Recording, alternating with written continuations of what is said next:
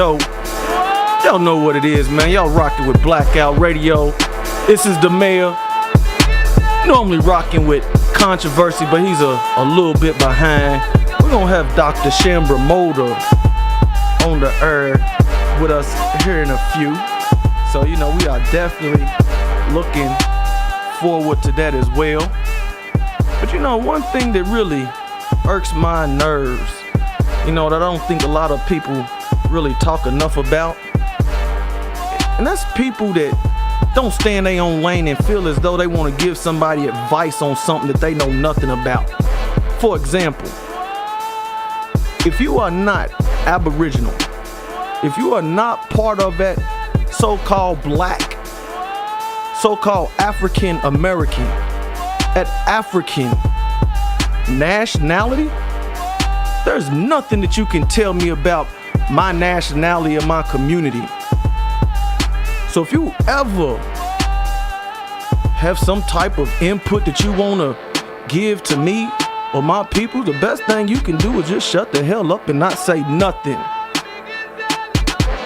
because you just running it. A lot of that has to do with white supremacy. Oh yeah, we still on that white supremacy. Now we haven't spoke on it an awful lot, but you know, as it shows its ugly face, you know, we still gonna put people in their place. So, you know, never come at me in a very passive way and then think that I'm not gonna ever check you. I might let it slide for a little bit. You know, somebody told me, had the nerve to tell me that being on the earth was a privilege and not a right. White supremacy.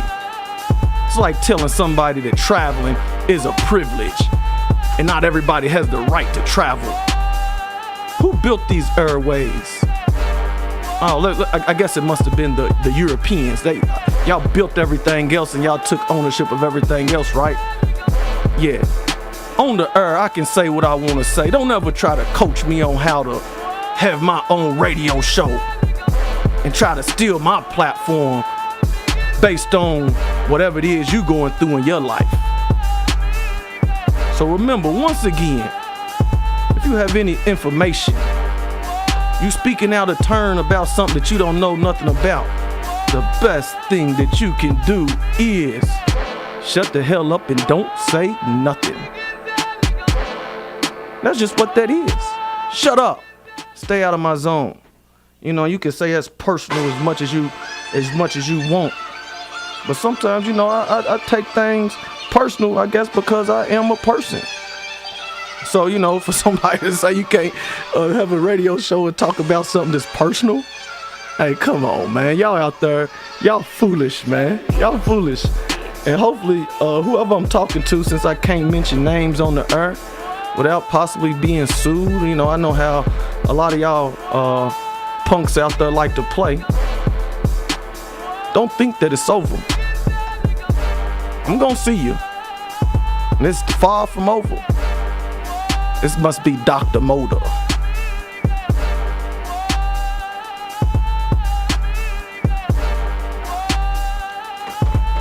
Hello?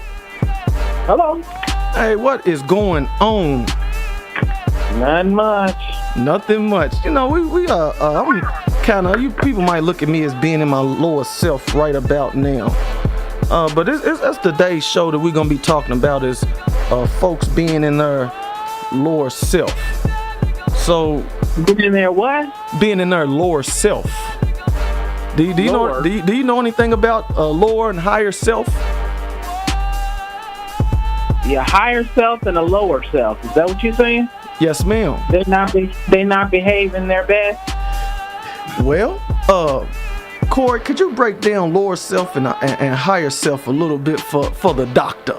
So we could get into this conversation about, you know, people being stuck in their lower self and higher self, and then maybe you can give the folks out there some medicine to help them out a little bit, so they can get out of their lower self and start getting closer to their higher self. Okay. Dr. Moda, you familiar with Maslow's hierarchy of needs, right? Yes. When Brennan's making a reference to the lower self or higher self, it's pretty much a generic term. So in the Bible, it talks about living in the spirit as opposed to living in the flesh. In the conscious community, talk about your higher self and your lower self, or with the chakra system and all that type of stuff, the metaphysical world. On a psychological level, lower self would be the first level or the first 4 levels of Maslow's hierarchy of needs. Okay. So the first 4 levels meaning lower self, as in you're focused mostly on self and dealing with needs or deficiency needs, as opposed to living in the spirit or living in a higher self where you're focused on altruism and creation and helping others, and not so much your own personal pursuits and personal desires, needs and wants, whatever. Okay. So they're in survival mode. Yes, okay. Yes. Okay. So, being in survival mode, we'd like to talk to you about a whole lot of stuff. But before we even get into that, what have you been into? I want to find out what are you actually into right now. And I know you have an awful lot of stuff always going on. So if you could just take some time to let our listeners know exactly what you into and what's going on before we get into today's conversation. Okay, well, as a licensed psychologist, I want to focus on what I have been doing is working with some of the difficult kids in Fayette County Public School. Many of them look like me, African American, and they've been through some trauma. They have some probably home lives that are not helping them be their best self or their higher self, and just trying to speak some positivity and be in their corner. I've been meeting them in the schools. I've been trying to get them some psychiatric help. I've met a couple in the juvenile detention center. So I'm just trying to I look at my practice as a ministry, trying to be there in the gap where kids, most people in our community don't have access to quality mental health. Now, I was having a conversation with my dear friend Daniel Whitley today,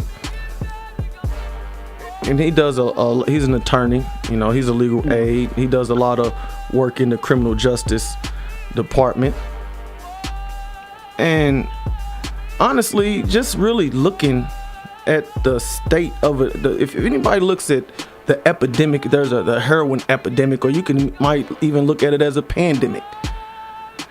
I look at the state of young black males, so-called black or so-called African American males and females, as an epidemic based on the way that their actions are, and I do see a lot of positivity. But when I look at the overall future for our young men and women, I can't say that it looks bright. It's very scary to even think that people have to raise young children in a world where you're starting to see a lot of young men and women that don't have any natural compassion for their brothers and sisters. You have women that cheer on the males to act in a beastly lower self type of fashion. And that is something that a lot of people honor themselves with having the ability to do. So when we're looking at this epidemic and we're trying to give treatment to people that seem as though a lot of them that I deal with reject that treatment, and maybe, when you feed a baby, they don't want it, they reject the food, they kind of spit it out, and sometimes you might have to force feed them, but let's be for real. Can you force feed these young teens the medicine that they need to better themselves? Or do you feel like the future for our young men and women is bleak? I know I threw a lot out there at you. I think we're failing them. I think we have failed them as older people when we have allowed them to be exposed to probably too much that they cannot handle. I think that we have allowed them to make decisions that they're not capable of making. And we have been, I say we, not you or me personally, but as a whole, we have not been a good role model of what what's real and what's not real. If you're looking at the rap music and your stars and or even your community entrepreneurs who make money the illegal way, we just see that there's a lot of money and there's a lot of material things, and that's more important than my life, because while I'm here, I'm going to live it up. And so we haven't taught them delayed gratification. Sometimes they look at us and they think we always had what we have, and they don't understand the work that came into that, and so they want it quick. But we just failed them. We put too much electronics in their hands. We put too much YouTube, social media, videos. I have teenagers, and I was telling them that back when NWA came out, that's how old I am, I didn't know the lyrics because we didn't have access to the music. We only had the radio version. So now they get to hear all the words and see everything that I probably wouldn't have been able to see. So yeah, we failed them. Just because it's out there doesn't mean that they should, be exposed to it. So you mentioned social media, music, but I haven't heard you mention anything about drugs or sex or guns or violence. The first thing that seemed like it popped to you was the music. So do you feel as a licensed professional that's where it all starts, is with the music, the entertainment aspect of things, or do you think it's deeper than that? Oh, it's deeper than that. I mean, the music is glorifying the drug and the criminal lifestyle, but the drugs, I think most of the issues probably go back to drugs, either from, my parent is in prison because of drugs, or my parent was on drugs, or, the fact they have access apparently to marijuana and being told that it is not as harmful as I think it is. So yeah, I mean, it all boils down to the drugs. I think. So when we boil down to those drugs, can we start saying the drugs that we're talking about, parents that are possibly in prison? What about the drugs that the doctors are giving to our children at such a young age? Soon as we come out of the womb, we are getting doses of drugs.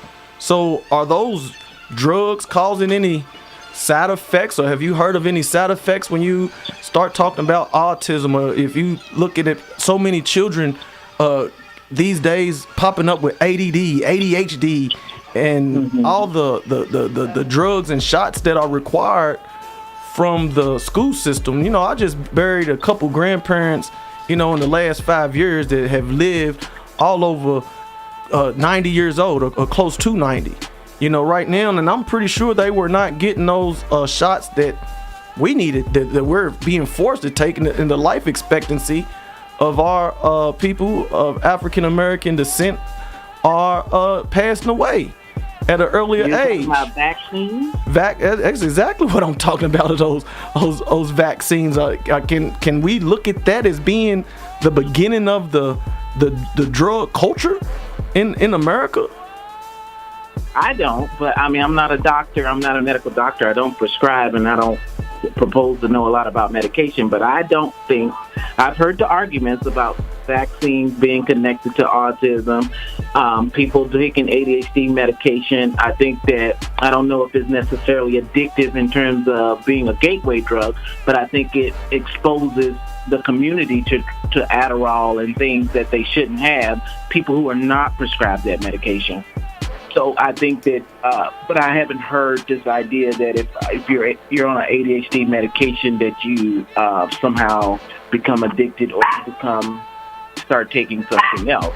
So I don't know about that particular argument. So, but I've heard the arguments about that. But I think that when I'm dealing with parents who are considering putting their kids on medication and certainly vaccines, we have to look at the pros and cons, and if you're willing to risk some of the negatives of not taking the vaccine or not giving your child the medication. And personally, a life of, unless I'm going to pull my kid out and homeschool them, that I don't want them to have a negative school experience, because that's a place that they have to spend a lot of time in.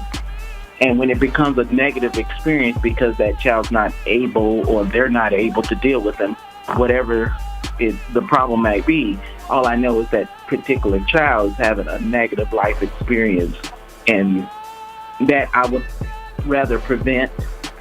So if that meant that I would, consider medication, then I would say consider the medication. But, but I'm not a doctor, so I'm not a medical doctor. Well, I appreciate that. Now, I have a couple. This is Corey. I have a couple questions for you too. Okay. One being, if we're talking about the behavior of our young people, Mm-hmm. I would. I've done some studying, researching, YouTube videos, TED Talks, this, that, and the other. And from my understanding, I could be wrong, and that's why I'm asking you this question. From my understanding, the psychological community, or some people within that community, have a belief that a child's perception of worldviews is based on his experiences towards the age of 7. Would you agree with that? Starting at the age of 7? Well, I mean, like, basically the culmination of events up to or around the age of 7 basically will somewhat dictate the child's personality, their outlook on life, etc. Would you agree with that? Oh no! I mean, trauma can change the way we look at life at 45. The way you look at life is based on your experiences, but it certainly doesn't begin or end at any particular age. Okay. Now, my next question for example, if you are, if you're 45 and the person that's closest to you, your child is killed by gun violence, that's going to change probably your mindset about gun violence and about life in general, because that trauma is just unexpected. So, no. Now, as you talk about trauma, one of the things that I've been looking up lately is acute childhood experiences. Mm-hmm. You mentioned children having parents who were incarcerated or potentially on drugs, this, that, and the other. Mm-hmm. A lot of times we as adults would like to say that the parents are unfit and the kids are just bad and write them off because they're not going to change because they don't want to.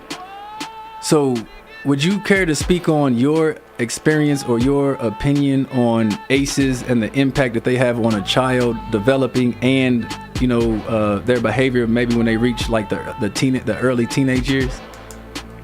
Okay, well, the ACEs, is basically 10 types of trauma that they show that adults who were having problems physically and mentally experienced as a child. And so we use that to try to say these are traumas, because many people don't identify a trauma and how it might affect you as an adult. So, I'll just go through those quick. Everybody's familiar with physical abuse, verbal abuse, emotional abuse, sexual abuse, neglect, substance abuse, mental illness in your family, being separated from a parent by divorce or separation, and a person in your family, in your household, going to prison. So those are the 10 types of trauma that they studied. And so if you've experienced at least 3 or 4 of those, it's going to probably significantly affect your life. If you experience those as children, I think it's even more of a chance of it affecting you, just because your brain is developing up to 22, 23. So I wouldn't be in my business if I didn't think people could change. So I certainly don't mean that that's going to, for a lot of people who've been through significant abuse, multiple, what we call complex trauma, it probably will lead to a personality disorder, which is a little bit more pervasive and a little bit more difficult to treat. However, with the right treatment, medication, and all that, they could probably function, most of it. So, in terms of, I think the expectation is a lot of people have experienced 1 or 2. And depending on how healthy their social support and their family life is, and how, whether, it was complex trauma or one particular event, it might affect the way they able to recover from the trauma.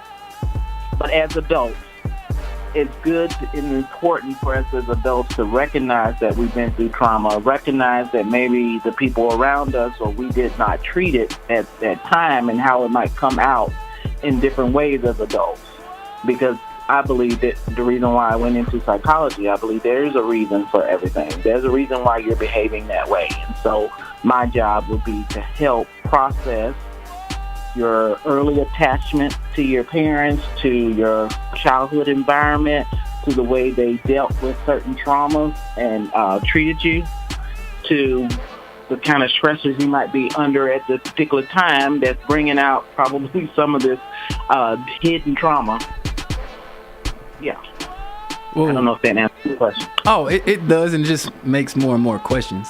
I hope you don't mind. One of the things I think about with ACEs is that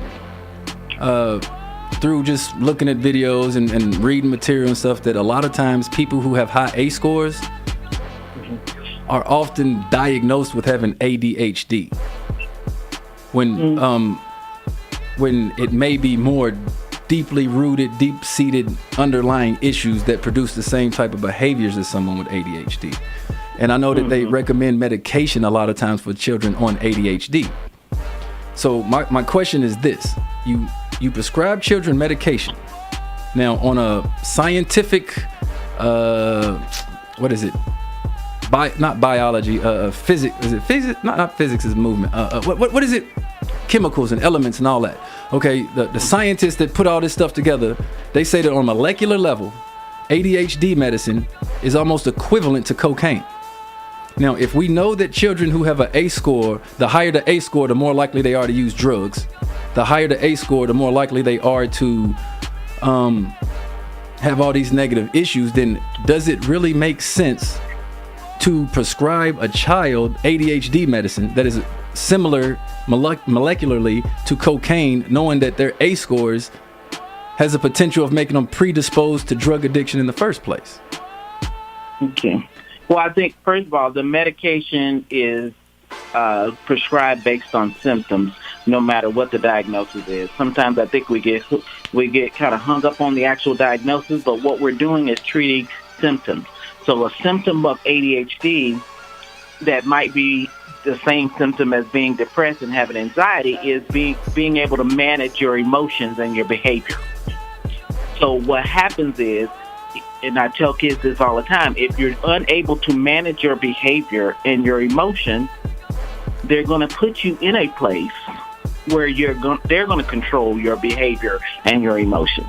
Meaning, if you're acting out, and this is the hyperactivity impulsive part of ADHD, you're not able to react in the right way for whatever reason. It could be a trauma, it could be ADHD, it could be a mood disorder, it could be anxiety, it could be schizophrenia, I don't know. But no matter what the diagnosis is, you're treating the symptom. So the symptom for ADHD that mostly gets medicated is hyperactivity and impulsivity. That causes you to act before you think, being impulsive. That causes you to maybe react a little bit greater than someone else. Of course, that could be, taught as well. So the medication itself is necessary for you to function in a society or a classroom where the expectation is that you will sit down, you will listen, you will do this work, you will not hit people. You know what I mean? You will sit here, that kind of thing. So we're treating symptoms that are going to make you be able to stay in that environment. If they do not, what happens is you're out in that class, you're out of the regular class because you can't necessarily disrupt the entire class. You're put in a self-contained classroom with other children, with a special ed teacher. After that, you could be put in a self-contained emotional behavior disorder classroom, or you go over to the alternative school. And all of these are ways that say, okay, since you cannot manage your emotion and your behavior, I have to have an environment set up to help you And that's what prison does. Well, It helps you manage your behavior. now that I'm gonna have to disagree with you, because I've been to prison and it doesn't help you manage your behavior, because most people in prison do not get counseling. The prison is not set up to help you get better; it's set up to punish you. So it helps you. Does it help you hopefully not hit people or not? No, I don't know. in prison, I've prison never made been me there. more violent, more aggressive. Because in a That you prison, would probably put in an environment. That's what happens in special education. If you're put in an environment with other people who can't model something different and other people that might have some of the same issues, it's very difficult, like you said, to improve. now I have a question about the medication. You were saying that it helps you to, when people can't control their emotions, they get put on medication to help them balance out or whatever, right? Mm-hmm. Doesn't marijuana do the same thing? But because my question is this, or my thought, I can't say my question, my thought is this. I know people who self-medicate to help calm them down so that they can sit still and pay attention without going off and punching people. And I understand that on a psychological level, as a healthcare professional, you're not very big on marijuana because of the dangers. It's illegal. Right. Oh yeah, most definitely. And it's self-medication. It's illegal some places. Well, it's illegal in Kentucky, let's say that. Okay. But if marijuana was not illegal and it's a natural herb, so you know it's in the marijuana, as opposed to what Pfizer, because there's all kind of lawsuits. You know, the medical industry, the same medical industry that produces these ADHD medications. Let's call it Psychotropic there you go. medications. Yeah. The psych drugs are pioneered by the Nazis in Nazi Germany. They were using those same chemicals and experimenting on them as the ways to do in the control of the Jews when they were in concentration camps. So, you know, my thought is giving that type of medication to a young developing mind. We wouldn't give a kid cocaine because he can't sit still in class. And at the Hopefully same time, not marijuana. marijuana either. I agree with you there. But at the same time, it's like if you say, Girl, some cough syrup. well, my thought is this: if you give, I look at it like the heroin epidemic. You get people hooked on heroin. You want to stop them from being hooked on heroin, so then you give them Suboxone. Now they're hooked on Suboxone. Mm-hmm. They're still addicted to drugs. It's just a different drug. So if we have children who cannot maintain themselves and can't regulate their own behavior or their emotions, and we put them on drugs, they're not regulating their behavior and emotions. The drugs are. So now we're so then those kids have to be on that drug indefinitely, right? No. So Some of them mature. Some of them get treatment and therapy along with the drug. And some of them just change because they learn how to accommodate themselves and the environment changes. Where, you know, you might be a person that get a certain job where you can move around and you can accommodate some of your issues. It just depends. I don't think you have to be on it forever, but this whole marijuana thing is very perplexed to me because I have this conversation all the time. I've never smoked marijuana. I don't know what it feels like. I have taken Percocet after having a baby, and I did not like that feeling of being high. But let me just talk about this marijuana because I don't think it's as harmless as people think. Because sometimes the people become complacent and lazy and unable to function. you're talking about amotivational syndrome, correct? With the marijuana, because in psychology, it's all about whatever you're doing. It could be weird, it could be different, but are you able to function? Are you able to be a law-abiding citizen that go to work and function, or go to school and get and function? And I don't know if people who smoke a lot of marijuana are able to do that. And that's where I come Snoop in at, Dogg as does. far as the Willie Nelson. functionality of these young adults and adults in a society that can be harmful for citizens.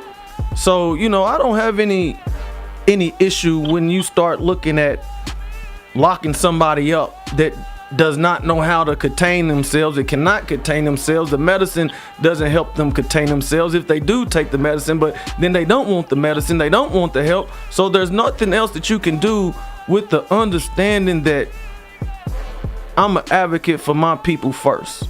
Before I'm an advocate for my people, I'm an advocate for my household. So if I'm looking at my child, if I'm looking at my wife, I can't say that the best place for you to be is in society. If my wife and my children are in society and you being in society, you can't help but to harm other people. And I never in a million years would have think that I would have had that thought process. But once again, going back to looking at the youth, you know, I have a degree in child care assistance, you know, working with children. So from the time that I was working with children over 15 years ago, the culture of children, the way that the children are now interacting with other children is getting worse. It's not getting any better. They're getting younger and younger. You know, they're getting even more violent. They don't have any natural emotion. They're prideful. They're jealous. They're angry. I mean, so when you start throwing all of these negativities at a child, and we can say whoever's fault it is, you know, it could be the parent's fault. You know, let's blame the parent, but it doesn't change the fact that if we blame the parents and say it's the parent's fault, that then we have these children that are in a society that are looking to want to hurt other children. Let's look at these school shootings. Now, we all can look at them as isolated incidences, and all of them gonna have different makeups as to what led that person to do it. But at the same time, there is a major issue with our culture and in our society right now that we have young adults that want to go and shoot children, want to hurt children. You know, so what is going on with our culture to where we have young Europeans that want to run around and just shoot people with assault rifles, or with rifles, what I'm calling them assault rifles because they're assaulting people with them. We have young so-called blacks and African Americans that want to go to Instagram and show on anything on social media a fight, so they're going to even agitate a fight just to see it happen, just so they can show it and they can laugh. What's going on with the culture of our children? Because I know you said that you got into the field because you feel as though that you can make a change. Now, even a small change can save, you know, dozens of lives, especially if somebody shoots and harms somebody. That's going to affect, you know, dozens of people. So, you know, what you're doing is great work. Is it enough? You know, but before you ask if it's enough, what is a morality issue and a spiritual issue? So we need to, and I'm not gonna say get our children back in the church, because I can't even speak on the whole church body because it'd be ignorant of me. But you know, when we are looking at the morality issue, that's a whole lot of morality issues within the four walls. You know, a lot of that morality issues is coming in and saying that, you know, you can have the same sex marriage. You know, you're bringing politics into God's house. You know, you're bringing infidelity into God's house. So where does a person go to work on that moral compass, that moral code, for them to in turn raise a child that is loving and caring? Or can you raise a child to be loving and caring if they're being raised around other wolves? You know, if you a lamb, I know the Bible talks about being a lamb. Wolves devour lambs. So is it like when we get into the conversation about being safe to take and let our children go to school, now we have children and we are being forced, or some people are being forced. You know, you can always homeschool a child, but you have mothers and fathers that are sending their children to school amongst wolves. So now there's a fear that we don't want to send our kids to school, you know, based on everything that's going on, and the culture's getting worse. So I understand what you said as far as, you know, we're exposing them to things that they can't handle. You know, there's music, there's a need for drugs. Do children need to start going? Do children just need to start going to counseling in elementary school? Should that be one of the things on the table, to where all children starting in kindergarten start going through some type of counseling session, so we can start finding out what's going on before they even get into the second, third, and fourth grade? Well, I don't know. Not necessarily counseling. I mean, I use broad terms when I say counseling. I think there needs to be some lessons taught in the schools and I say schools, I put a lot of responsibility on the schools because that's where a lot of kids spend a lot of their time. And I believe that they have the capacity to do it when some parents may not because they're educated and they should know better. But they can start, and they have counselors in the schools that do a little bit of that, but they're not able to do enough of that. But counseling in terms of telling them and showing them how to manage their emotions and their behaviors. Because, anger is a natural emotion. I'm sure there's a need for it or we wouldn't have it. However, you have to manage everything you do. Everything about you, everything has to be in moderation. I don't care if it's a good thing, it has to be in moderation. Right? You agree? Something good. Church, the Bible has to be in moderation. People can take that too far. Water, something we need and good for you, but you have to do that in moderation as well. So, I like the moderation. My question, I guess, now is, I went to a thing that they had at the school a while back, and one of the children was a high school student, was advocating for having psychology classes as an elective in high schools. Mm-hmm. Do you think that if we as a society, not just you, because you know it, which is why you have a job and job security, because the rest of us don't know it, do you think that it would be beneficial to all people on the face of the earth, whether you got A scores or not, whether you're impoverished or not, whether you're black, white, pink, purple, male, female, young, old, bald or not, had to throw the bald part out there. Do you think that all of us would benefit from studying psychology? Yes. And do you think that, well, let me ask you this. We talked about ACEs. Now, most of the children, is it like 1 in 12 that has an ACE score of 4 or higher? Is that accurate? Like 1 in 12? You mean adults? Because this is an adult thing. Yes, I'm talking about also, when you have an adult that has a ACE score, say of, I think it's like 1 in 12 that has 4 or more points on their ACE score, right? Is that accurate? Maybe. Well, yeah, sounds good. Do you know what percentage of adults have children? Because my thought is this: adults with high ACE scores are probably going to be more likely to parent in a way that causes their children to have ACE scores. Would you agree with that? For instance, if you have a parent that's, let me ask you this. Do you feel that physical abuse, sexual abuse, and verbal abuse could be generational, where a father who molests children, his children will grow up and may molest another child and an ongoing type of thing? Do you think that that's common? I think it's common.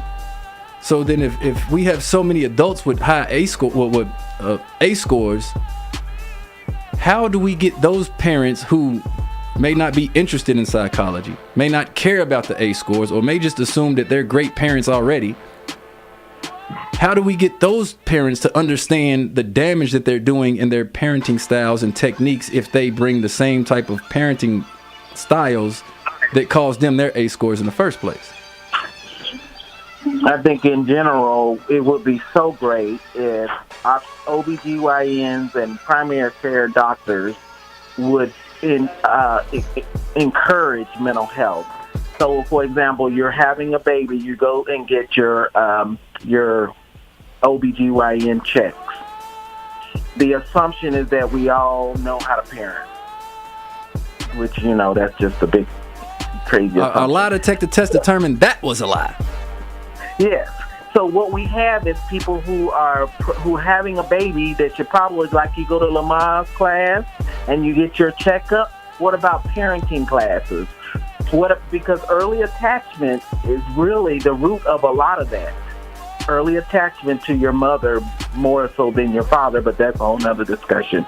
But early attachments are very important. What we do, because what we give that child to respond to their emotional distress, what we give them in terms of affection and love. We have this thing in the community where we say, don't hold that baby, don't pick that baby up, you're going to spoil the baby. which is kind of totally against what you should be doing, because you should be responding to a child in distress. But again, your original thing is, and even adults to today, not even parents, primary care doctors, people are more apt to go see their doctor for something physical than they would to even think about going to see a mental health professional. It's just not even on their brain. Can I ask one question real quick about that? Mm-hmm. You talking about the mental, going to see them. Can you break down the negative consequences of being, associated with those high A scores? I know one of them, if you have an A score of 8 or higher, I think that your life expectancy is 20 years less than someone who has an A score of 1. That would be a lot of aces. I said, the person like that will have a serious mental illness, if not a personality disorder. But beyond the mental issue, like, are you familiar with all the physical, like the high blood pressure, cancer, I believe cancer from, premature babies till heart attacks, all of that. So how come that isn't being discussed as an epidemic? If heart attack and heart disease is the #1 killer in America, how come we aren't associating how come it's not being done where the A scores are being associated with the negative physical health outcomes that those A scores and those traumatic experiences produce? Because we're in a society where mental health is sort of still kind of taboo, and a lot of stigma, not just in the African American community, but in general. I mean, we're getting a little bit better. Younger people, I think, are more apt to say, I went to see my therapist today. But we also have a shortage of quality mental health, and I say quality. And then we have the insurance industry that kind of discourages mental health. Most mental health professionals, if you're not in an agency, probably will not take insurance. I guess supply and demand, they're able to function and not see people and take insurance. But what I feel like what happens in the school and doctors is that if I ask you about your mental health and you tell me something, I might have to do something about it. And I can't. I don't have the knowledge or access to give you. Like if I give you a quick suicide screener, 3 questions, and you say something, I have to be able to respond to that. And we want people to ask these questions. We want teachers, anybody, they train doctors and police officers and firefighters to do a suicide screener, and it's been shown to prevent most suicides if you ask these 3 questions. And if I can get parents to do it, and many parents are very surprised when they ask their kids, have you ever thought about killing yourself? Have you ever thought about what it would be like if you weren't here? And they say, yeah, I thought about it. Then your next question, have you thought about how you would do it? And they might say, I'd probably take some pills. I'll take, and for a fact they have access to some pills, your pills. Then you have a responsibility there. And most professionals know that if you ask those questions and you do not take precautions, you could be legally responsible for not responding well. So I think it's just afraid, and when things happen, I hear it all the time with suicides and mental health. People are like, everybody knew, but nobody did anything. I was just reading a book called Cuz, which is about a true story about a young man who went to prison at 16. And this lady that wrote the book was a Harvard professor. And I read that book, and not at one time did I hear her say that the family got him mental health. And he ended up, dying, or Khalif Browder ended up committing suicide. Not once did I hear anybody say that the person was sent to a therapist. Are you referring to the guy in New York that got sent to Rikers Island as a teenager? And bad things happened to him there, like he was abused physically and whatnot, and then found out that he was not guilty. He was in solitary confinement maybe 180 days out of the 300 days that he was there without even being charged. They just couldn't afford his bail. So he wasn't even charged. And he was 16. which is another reason why more people need to go sign up for the Youth Mental Health First Aid with Fayette County Public Schools. You're a very intelligent lady, which is why I always love having you on the show. You know, and it always tells me, you know, somebody like you should probably run for school board, which that's right, y'all. So You're good. So what are your plans? You know, since you are on her, and you know we have listeners that are listening to you on her. What are your plans? Why are you running for school board? Well, the reason why I'm running for school board because I feel like I have been talking to the wall, and I do not want to be ignored. I have been talking about equity for our kids. When the discipline data, the number of African Americans are the students are 3 times more likely to get punished in the school system with suspensions and SAFE and all of that stuff. From going over to MLK to being put in special education to having lack of access to quality programs like SCAPA to hiring minority teachers. I mean, all of these things are ridiculous. I mean, it just makes me just crazy. And people have said I've been probably turned up too much. Yeah. But No, that's great. bothers me that people don't understand it and see it. So what district are you running in? I know they have districts, so if somebody wanted to follow you, somebody wanted to support you, somebody wanted to vote for you, what district are you actually in? I am representing the 2nd district, which is where a lot of our high poverty, high minority schools like Williams Wells Brown to Booker T. Washington to Bryan Station High School. I live in Masterton Station, and so we have a lot of the schools that they talk about that are not performing well are in the 2nd district, the north side of town. So what I call the north side. So what you got, Crawford too? Crawford. That's a good question. I'm not sure. So if somebody wants to vote, what do they do? Just go to the voting polls and vote for you during the primaries or they go to the school system? How do they vote for somebody that doesn't know how to vote for somebody going for school board? Well, there's no primary, and so it has to be in November. And if you're in the 2nd district, you will see that on your screen. It's a nonpartisan race. However, if you're going, hopefully you're going to vote for the mayor down to the school board, and you'll see Mulder. I don't have an opponent at this time that I'm aware of. There might be an opponent by November because they still have time to file. Well, we're going to tell everybody right now, don't even think about it. Yeah. Well, you know, I've learned that there's never been an African-American female elected to the school board in Fayette County. Say what? Hold. Can you say that one more again? Hold on. Before you even say that, let me pause this music. Now, what'd you say?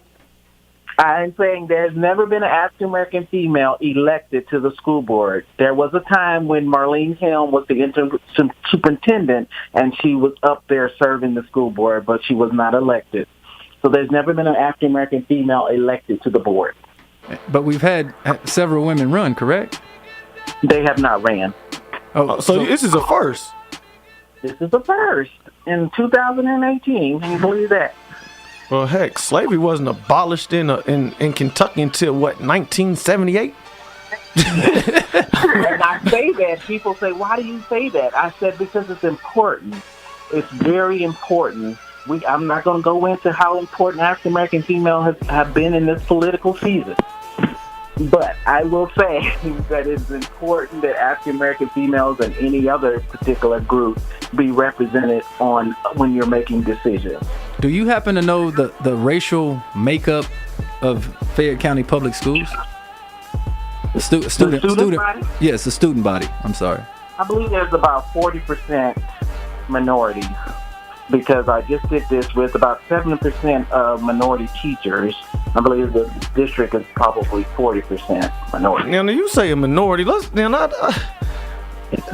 the heck is a minority? That term don't sound like it's like a real term. Is that like when you take all color folks and blacks, whites, poor whites and just jumble us up in a bag and shake us up and just throw us on the ground? Is that how you get a minority? We're talking racial minority at this time, and so it will be anybody who doesn't identify as being white. So what about how many? I'm gonna keep it real, and a lot of people might not like it. How many so-called black or African Americans are in the Fayette County school system? Because I'm not fighting for all the rest of them, because ain't none of them fighting for me, and that might sound pretty bad. People might say, that's racist, but no, ain't nobody ever stood up and just fought for us alone. Well, no, say this. So we've never had representation, so ain't nobody been there to fight for. So now you're giving us somebody else's problem on top of our problem. Our problems are so complex and perplexed that we have enough issues trying to fight for our own. So I don't even want somebody else's problems and culture being jumbled up on top of ours, and we can't even get through to ours until we fight for theirs. So how many blacks or so-called black or African Americans are there in the Fayette County school systems, or do they even do it like that? Yeah, they do. They do it. I don't know what the number is, but they break it down. But I mean, me personally, we have what we call the GAP group, identified as the GAP group.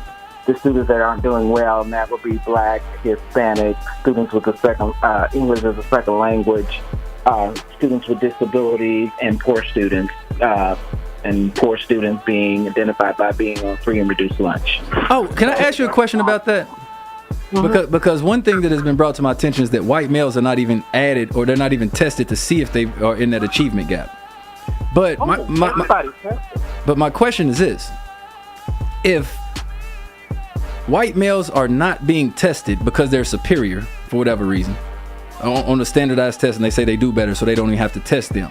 How can you explain why low-income white males perform exactly the same level as Hispanics and low-income blacks? Well, let me tell you, all students are tested, and we're talking about as a group. Of course, there's high-performing African Americans and Hispanics and low-performing, but on average, all students are assessed, and poor students, even poor black students, do worse than poor white students. So when people try to say it's about poverty and income, it's not. So what is it about? It's about race. I'm sorry, go ahead.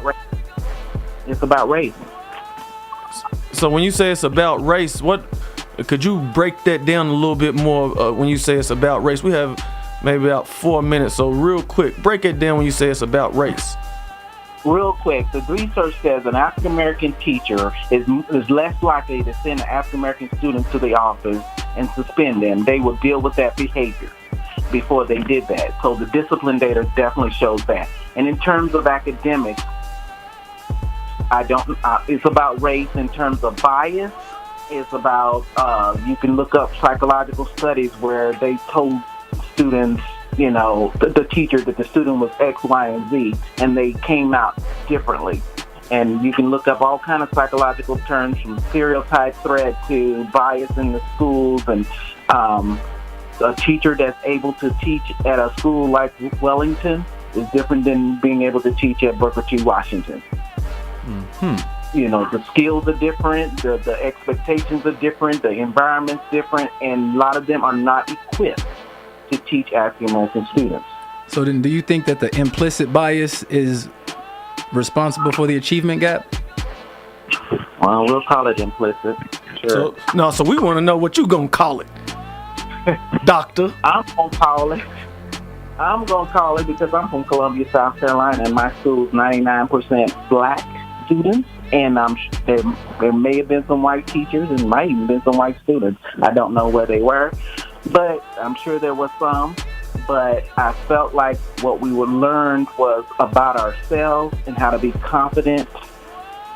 And so when we come to classroom, we want to learn, and we can learn because we know that our teachers care about us, care about more than just teaching us. They know about us and they care about us. And I say, when you look at the data from Carter G. Woodson, and it's a great example, it's a local example, and it's a great example of how you could take particular groups of students and teach them differently, and they would excel. Now, my question about that is, with the Carter G. Woodson Academy, they have 76% white teaching staff. So What Well, makes Carter G. Woodson Academy they different don't from exist. Lafayette? Well, the district has 7% black teachers. So if you got 30%, you got a whole lot. Some people will say, I believe that Fayette County needs to hire a full-time minority recruitment and retention person, and other people do not agree. Non-melanated people. Intentional effort. You can't just go out and say and expect them to come, because people have black teachers.